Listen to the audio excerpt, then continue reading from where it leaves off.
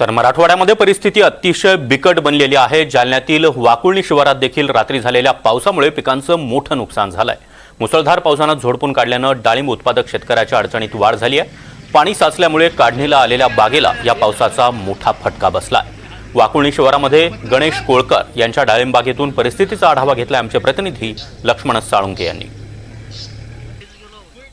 जालना जिल्ह्यामध्ये आपण बघू शकतो की काल रात्री वाकुळणी शिवारात मोठ्या प्रमाणात पाऊस झालेला होता। मात्र पाणी या ठिकाणून विसर्ग व्हायला सुरुवात होत असतानाच आता पुन्हा या ठिकाणी पावसाला सुरुवात झालेली आहे। त्यामुळे आपण बघू शकतो की हे जे आहे वाकुळणी शिवारातलं जे डाळिंबाचं बाग आहे, या बागेत आपण बघू शकतो की या ठिकाणी आता या डाळिंबाच्या पिकाला याचा मोठा फटका बसायला सुरुवात झालेली आहे। आपण बघू शकतो की या ठिकाणी हे डाळिंब सुद्धा आता या ठिकाणी आपल्याला दिसत आहेत की या ठिकाणी हे डाळिंब सुद्धा आता खाली पडताना आपल्याला या ठिकाणी दिसत आहेत।